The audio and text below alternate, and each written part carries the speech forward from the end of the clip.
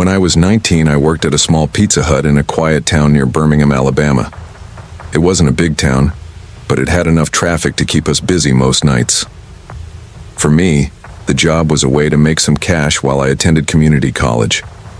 I lived at home with my parents, which meant I didn't have many expenses, so I could save most of my paycheck. My days were simple. Take orders, prep pizzas, clean up the kitchen, and occasionally handle deliveries. Deliveries were my favorite part.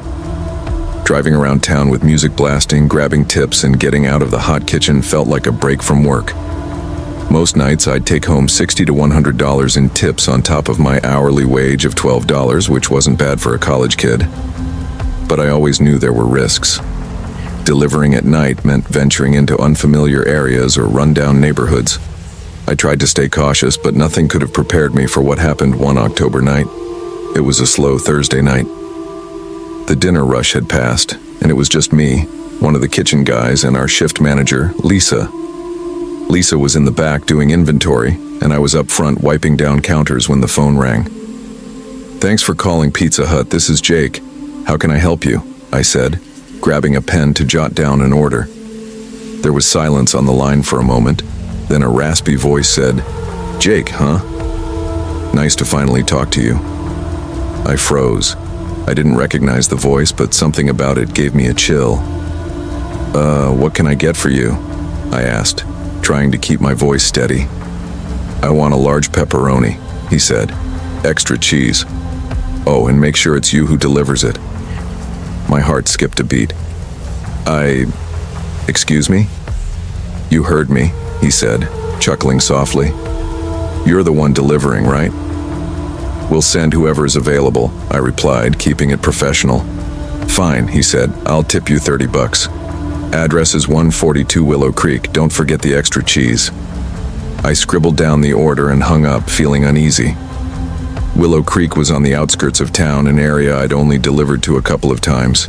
It was mostly farmland and old houses, the kind of place where it got pitch black at night. Lisa came up front and noticed the look on my face. "Everything okay?" she asked. "Yeah, just weird call," I said, handing her the order slip. "You want me to send Rob?" she asked, referring to the kitchen guy. I shook my head. Rob was just a kid, barely 17. If this was nothing, I didn't want to scare him off deliveries. "I'll handle it," I said, grabbing my car keys. The pizza took about 12 minutes to make, and I used the time to psych myself up. "It's probably just some lonely guy who wants attention," I told myself. "You'll drop the pizza, get your tip, and be done." I loaded the pizza into the thermal bag, grabbed a bottle of soda the guy had added last minute, and headed out. The drive to Willow Creek was uneventful at first. The streets were empty, and the only sound was my car radio playing low. But the closer I got to the address, the darker it became. The streetlights ended, and the road turned into gravel. My headlights illuminated thick trees on either side of the road, their branches swaying in the wind. Finally, I saw the house. It was a 2-story farmhouse, its white paint peeling and shutters hanging loose. The porch light was on, but the rest of the house was dark.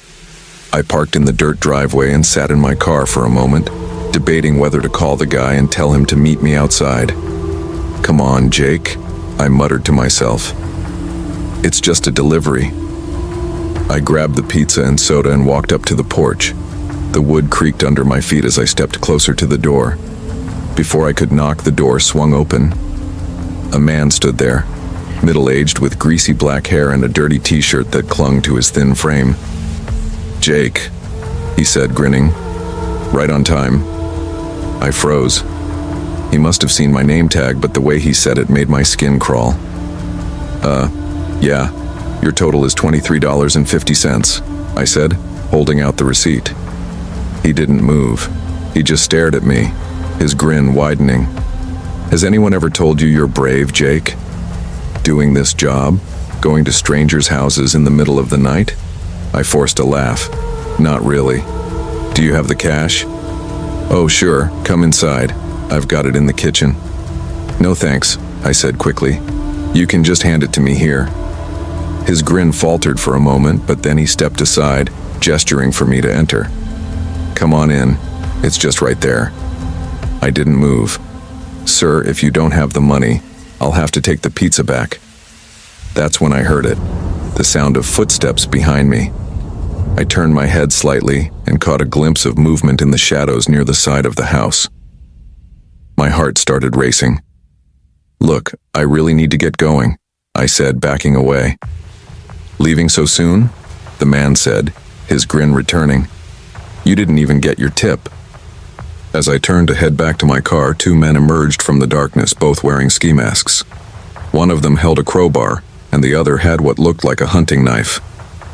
"Hey!" I shouted, dropping the pizza and bolting for my car. The man at the door lunged for me, but I dodged him, my adrenaline kicking into overdrive. I could hear their footsteps pounding behind me as I fumbled with my keys.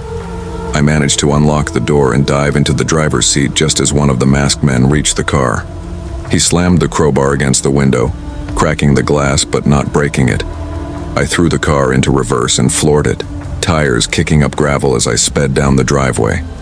One of the men stepped into the path of my car, but I didn't stop. The car jolted as I hit him, sending him rolling over the hood before he landed on the ground.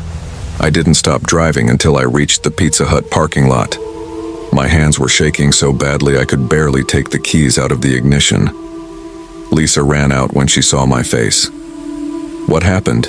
she asked. I told her everything, from the creepy call to the men with masks. She called the police while I sat in the back trying to calm down. The cops went to the house, but when they arrived it was empty. The porch light was off, and there was no sign of anyone living there. They found the pizza box I'd dropped and some footprints, but that was it. I quit the next day. To this day I don't know who those men were or what they wanted, but I'm certain if I hadn't gotten out of there when I did, I wouldn't be here to tell this story.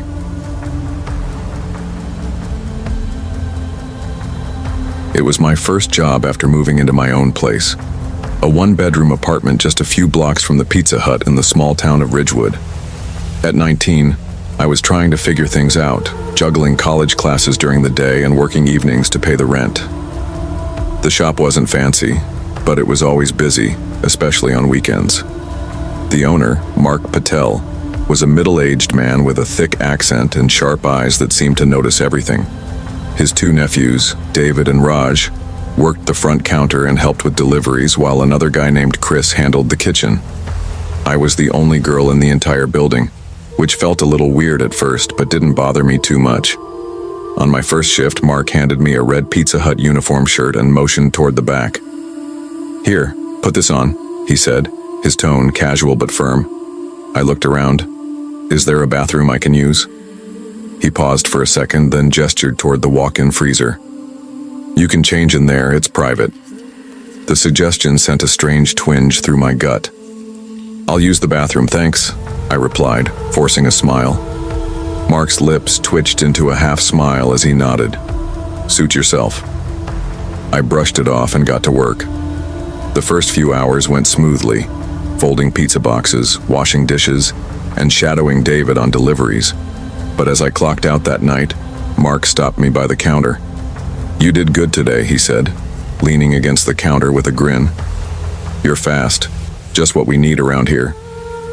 "Thanks," I said, slinging my bag over my shoulder. He tilted his head.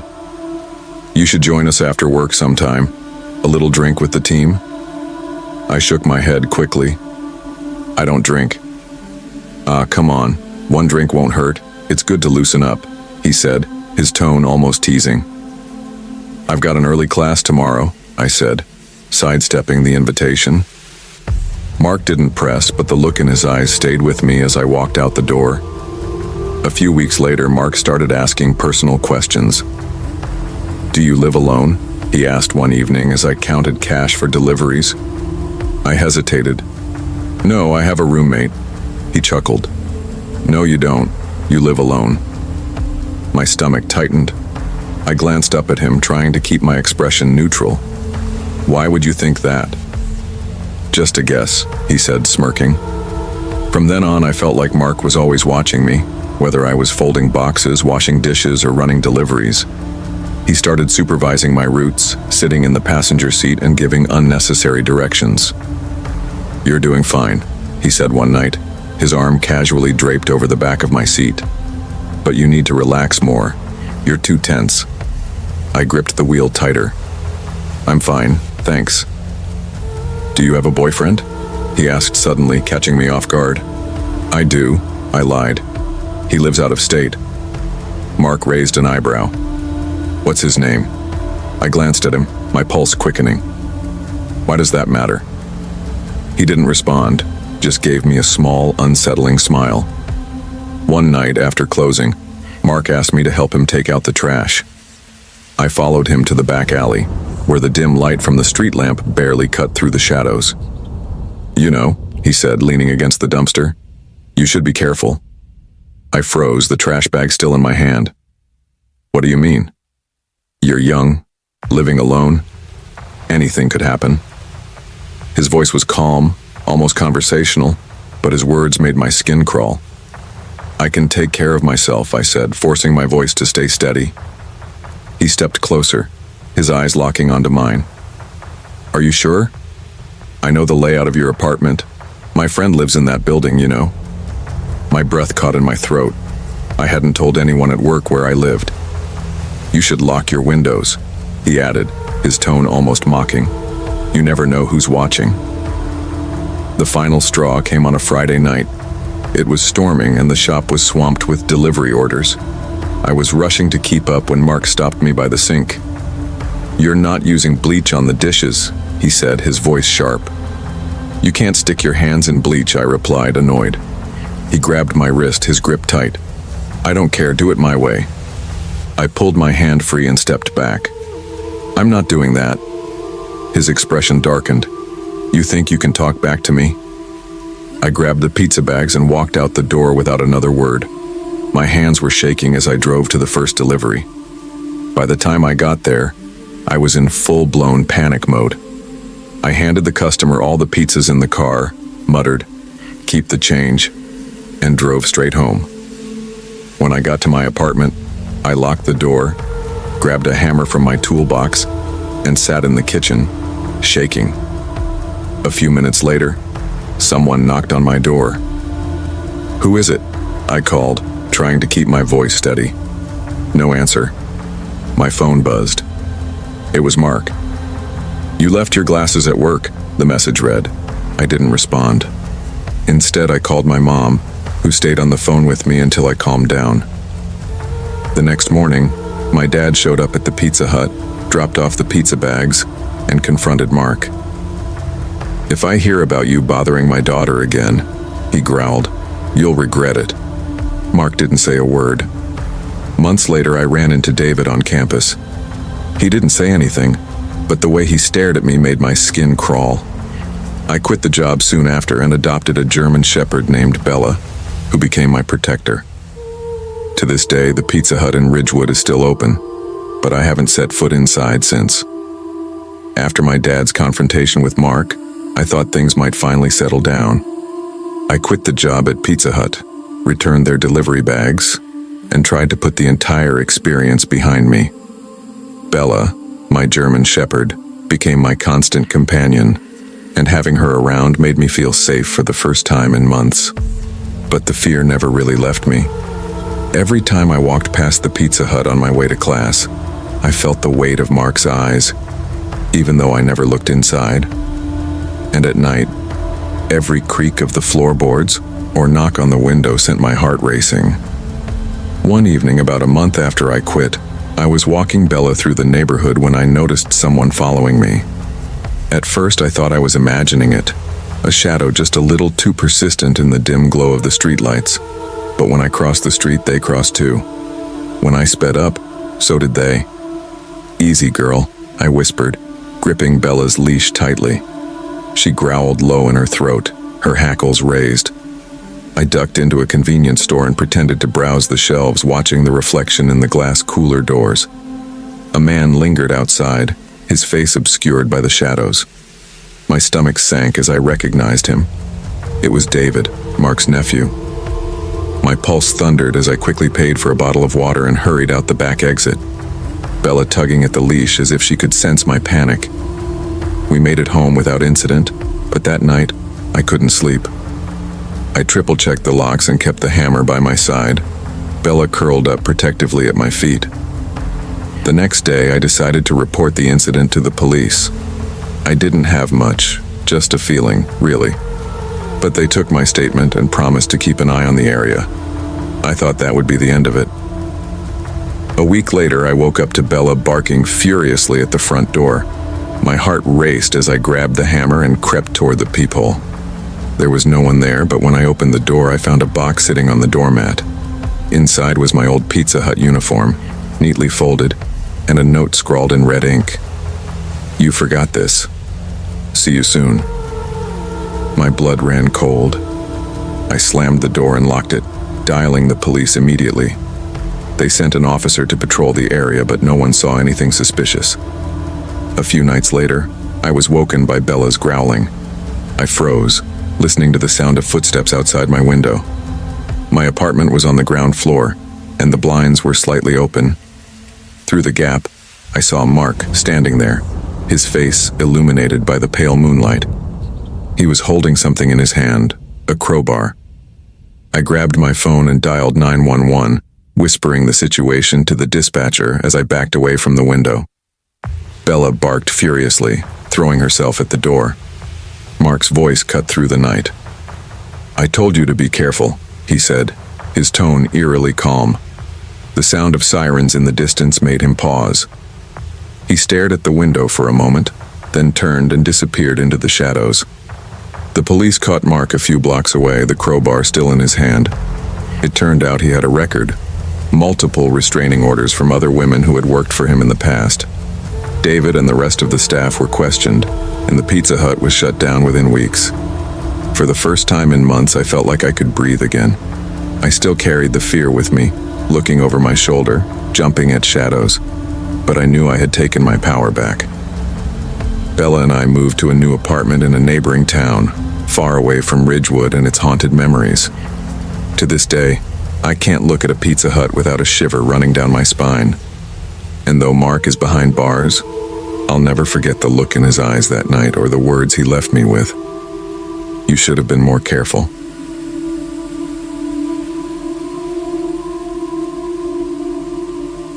My name is James Carter, and what I'm about to share is the most terrifying experience of my life. It's something that still haunts me to this day. Back in 2018, I was a 22-year-old college student living in Middletown, Ohio. I wasn't attending the big state university everyone talked about. Instead, I went to a smaller college in Fairhaven, about 20 minutes northwest of the city. Like many students, I had a job to make ends meet. I worked nights as a delivery driver for Benny's Pizza, a small family-owned pizza place that catered mostly to college kids and late-night diners. The job wasn't bad, but the hours could be rough. We had a term for the last hour before closing, the dead hour. That was when things got quiet, eerie even. The rush of orders was over, and the streets outside seemed empty. It was also when we got the weirdest calls. Prank orders, strange requests, and the occasional drunk customer who could barely remember their own address. That night started like any other. It was a cold December evening, and the shop was winding down. I leaned against the counter, scrolling through my phone, while my coworker Mike was sweeping the floor. The smell of tomato sauce and melted cheese still hung in the air, mixed with the faint scent of cleaning supplies.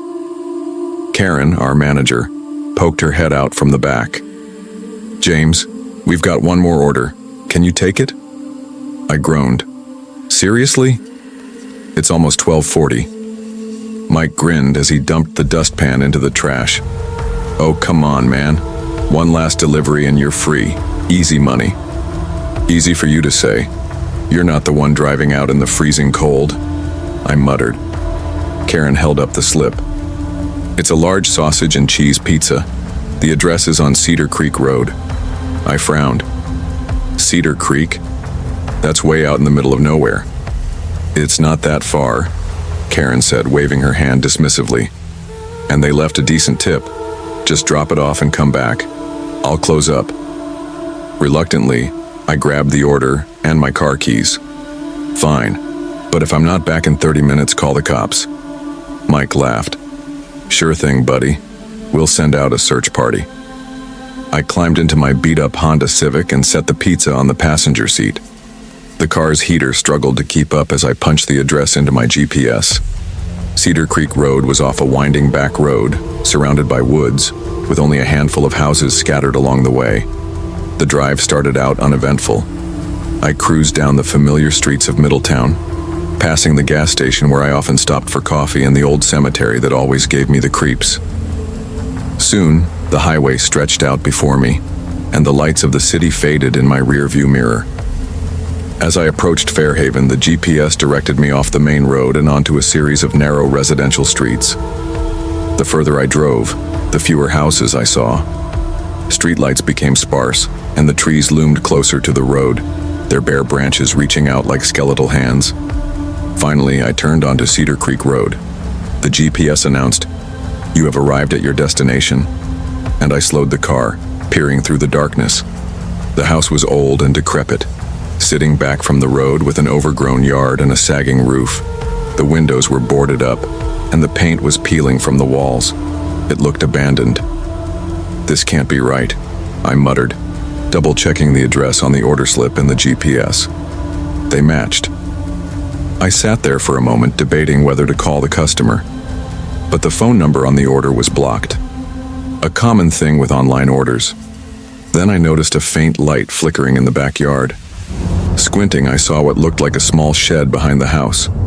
The light was coming from its window. Maybe they're in the shed, I thought. It wasn't unusual for people in rural areas to have odd setups. I grabbed the pizza and stepped out of the car. The air was icy cold and the silence was oppressive. My footsteps crunched on the gravel driveway as I made my way toward the shed. As I got closer, a rustling sound came from the bushes to my left. I froze, my heart pounding. "Here they come, Billy," a low, raspy voice whispered from the shadows. Before I could process what was happening, a man burst out of the bushes. He was wearing a long, dark robe and his face was hidden behind a white mask. Two more figures emerged from the shed, similarly dressed, each holding a knife. The flickering light from the shed illuminated the metallic blades, and my stomach dropped. "Shit!" I yelled, dropping the pizza and bolting back toward my car. One of them lunged at me, slashing wildly. The blade caught my arm, slicing through my jacket and leaving a sharp, burning pain. Adrenaline surged through me as I stumbled toward the car. I flung the door open, threw myself inside, and locked it just as one of them reached the handle. I started the engine, slammed the car into reverse, and tore out of the driveway. My tires screeched as I sped down the road, my hands shaking on the wheel. In the rearview mirror, I saw the three figures standing in the middle of the road, watching me. One of them raised a hand, pointing directly at my car. When I got back to Benny's, I burst through the door, clutching my bleeding arm. Karen and Mike stared at me in shock. "James, what the hell happened?" Karen demanded, grabbing a first aid kit. I told them everything, my voice trembling as I described the men in the masks, the knives, and the shed. Mike's face went pale. "We need to call the cops," he said. Karen nodded and dialed 911. The police arrived within minutes, taking my statement and inspecting my wound. I guided them back to the house on Cedar Creek Road. The property looked even more sinister under the flashing red and blue lights of the patrol cars. The shed's door was ajar, and inside the officers found ropes, masks, and what they described as ritualistic symbols scrawled on the walls. There was also drug paraphernalia scattered around, along with an old, rusty table that made my stomach churn. "What were they planning?" one officer muttered, shaking his head. The men were gone, and no one in the area claimed to know anything about them. I quit my job at Benny's a week later. For months, I couldn't shake the memory of that night. I'd wake up in a cold sweat hearing the whisper, "Here they come, Billy," over and over again in my head. I still don't know what those men were doing out there, or what they intended to do to me. Were they part of some cult? Junkies looking for a victim? Or something even darker? I've never driven down Cedar Creek Road again. Whatever they were planning, I was lucky to escape with my life. And sometimes late at night I wonder, did they find someone else?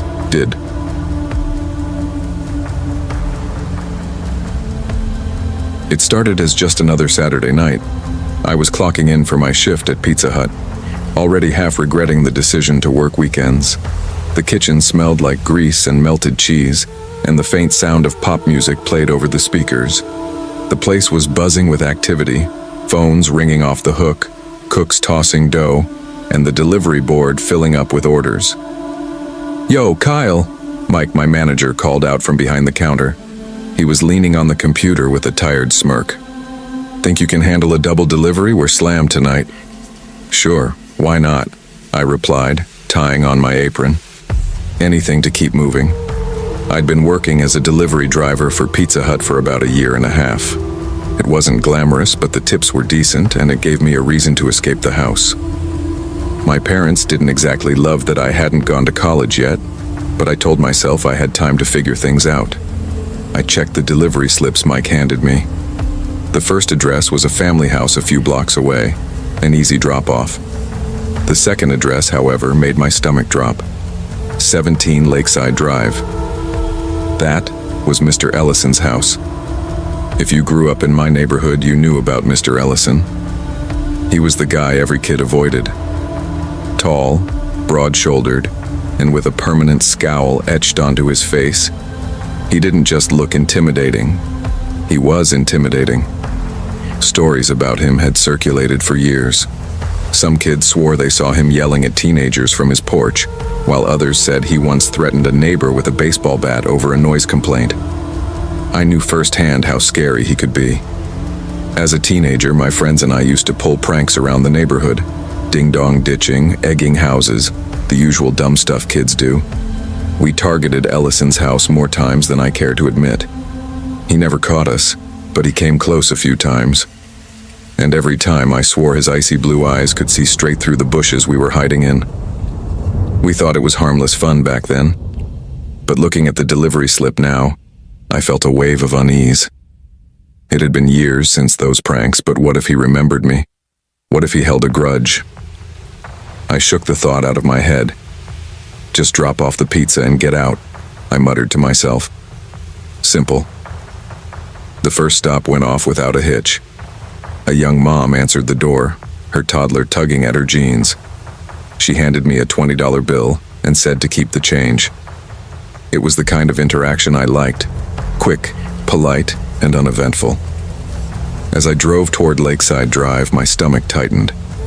The streets grew darker and quieter the closer I got.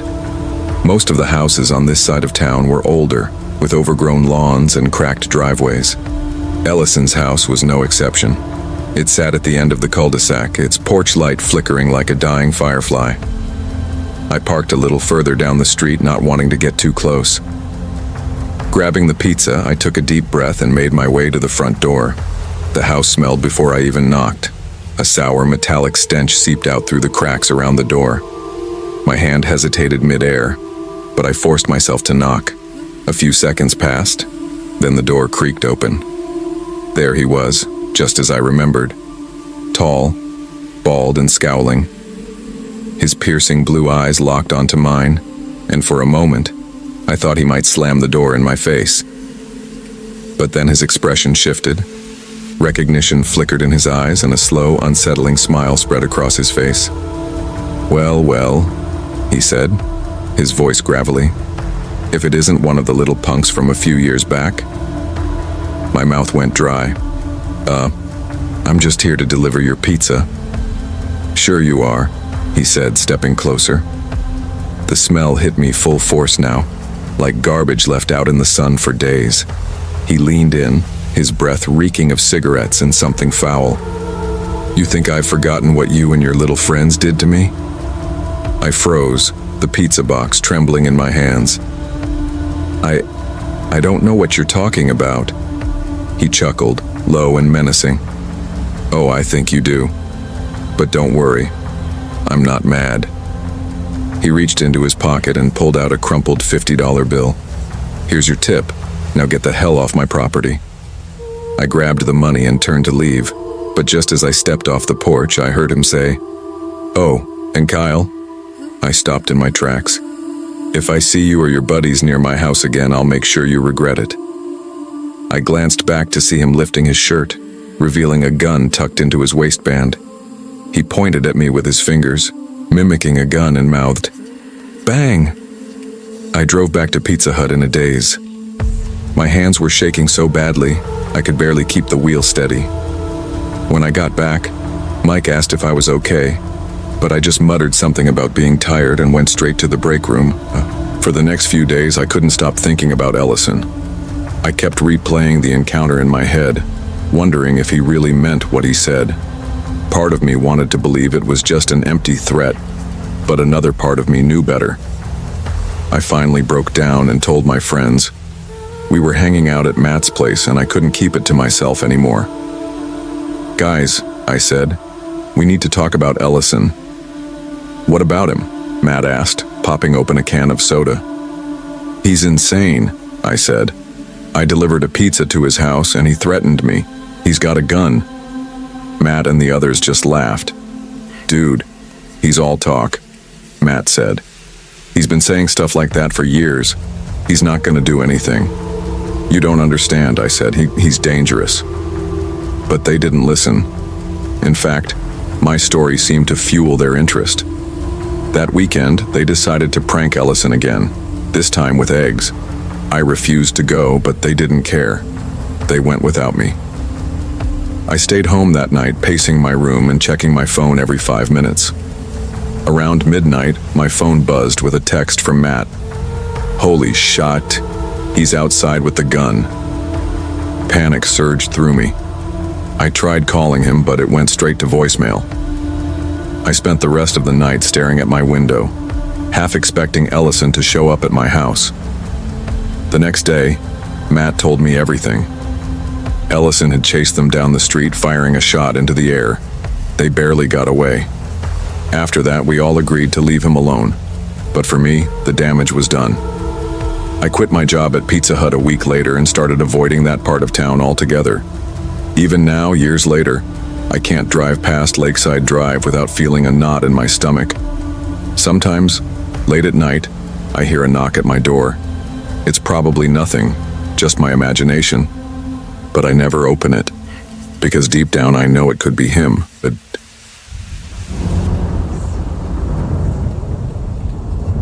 It was a typical Friday night rush at Pizza Hut, and the air inside the store buzzed with the familiar chaos of orders flying in and stressed-out co-workers shouting over each other. Fridays always brought in a mix of joy and madness. Families ordering for movie nights, teenagers daring each other to eat the hottest wings, and of course the occasional loner with special requests. I was a delivery driver, a job I picked up as a side hustle while attending community college in Raleigh, North Carolina. It wasn't glamorous, but the tips were decent and I liked the solitude of driving at night. Tonight, though, was different. The clock above the register blinked 10:45 p.m. when my manager, Mike, called me to the counter. "Hey, Nate, one last run for the night." He slid a receipt across the counter. I glanced at the order. A large meat lover's pizza, a side of breadsticks, and a 2-liter of Coke. $26.50. The address made my stomach churn. "This guy again?" I muttered. Mike smirked. "Yeah, Malden. Dude's weird as hell, I know, but it's the last one. Close out strong." Strong? Yeah, right. Every driver hated delivering to Robert Malden. He lived on the outskirts of town, in a crumbling house with no working lights and an unmistakable stench that lingered long after you left. There were rumors about him. Everything from hoarding dead animals to being a retired mortician. "Can't someone else take it?" I tried, already knowing the answer. Mike leaned back, crossing his arms. "Look, you've been slacking all week, and your tips show it. Do this one, and I'll let you clock out early tomorrow." Reluctantly, I grabbed the pizza and headed for my car. The streets grew quieter as I drove out of the city. Streetlights became sparse, replaced by tall, shadowy trees that lined the road. I turned up the radio to shake the eerie feeling creeping in, but even the music couldn't drown out my unease. Malden's house came into view, a sagging structure at the end of a dirt driveway. The front yard was littered with broken furniture, rusted tools, and a faded lawn chair. Every window was dark, as usual. I parked, engine idling. For a moment, I considered leaving the pizza on the porch and driving off. But then I thought about Mike's smug face and sighed. The smell hit me as soon as I stepped out of the car, a pungent mix of mildew and rot that made my stomach turn. Balancing the pizza, breadsticks, and Coke in one arm, I knocked on the door. No answer. I knocked again, louder this time. Still nothing. Annoyed, I pulled out my phone and called the number on the receipt. The ringtone startled me. It was close, too close. I turned my head, following the sound. There he was. Robert Malden sat in a weathered rocking chair just a few feet from the door. His pale face caught the faint glow of my car's headlights, and his eyes locked onto me like he'd been waiting. Jesus, I muttered under my breath. Mr. Malden, got your order here." He didn't respond, just stared at me with a blank expression. "It's $26.50, I added, trying to sound casual. Finally, his lips parted. His voice was slow, almost a whisper. "The money is in my bedroom, on the dresser. My legs aren't good tonight." My gut screamed at me to leave, but the thought of Mike chewing me out pushed me forward. The door creaked as I stepped inside, and the stench doubled in intensity. The living room was a hoarder's paradise, newspapers stacked to the ceiling, broken furniture shoved against the walls, and a thick layer of dust covering everything. "Nice place," I muttered under my breath, trying to lighten my own nerves. The hallway to his bedroom was narrow, lined with faded wallpaper that peeled at the edges. Shadows danced on the walls as my flashlight swept the space. When I reached the bedroom, I hesitated. The door was slightly ajar, and the smell coming from inside was even worse.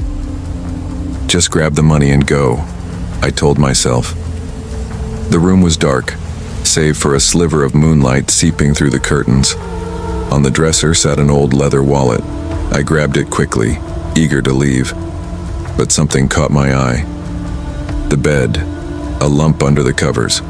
Large, human-shaped, completely still. I froze, my mind racing. Was Malden's wife home? Had he lied about living alone all these years? Curiosity got the better of me. I inched closer, my flashlight trembling in my hand. "Don't do it," I whispered to myself. But I did. With one swift motion, I yanked the blanket back. The body beneath was skeletal, its skin shriveled and gray. Empty eye sockets stared back at me, and its jaw hung open as if frozen mid-scream. "Oh, expletive!" I stumbled back, dropping the wallet. Panic set in. I bolted down the hallway, my heart pounding. As I reached the front door, I glanced toward the rocking chair. Malden was gone. "No, no, no," I muttered, fumbling with the door handle. Finally, I threw the door open and ran to my car. The engine sputtered before roaring to life, and I sped down the driveway, gravel flying in every direction. When I returned to Pizza Hut, I burst through the doors, drenched in sweat and out of breath. Mike looked up from the register, confused. "What the hell happened to you?" he asked. I told him everything. The smell, the body, Malden disappearing. His expression shifted from annoyed to horrified. "We have to call the cops," he said. The police arrived within the hour. They found the body in the bedroom just as I described. It was identified as Malden's wife, who had been reported missing 10 years earlier. Malden was found in the backyard, sitting in a second rocking chair, staring at nothing. He didn't resist when they arrested him. I quit the job the next morning. No amount of money was worth the nightmares that followed. Every time I drive past that old neighborhood, I can't help but wonder, what would have happened if I'd stayed a moment longer?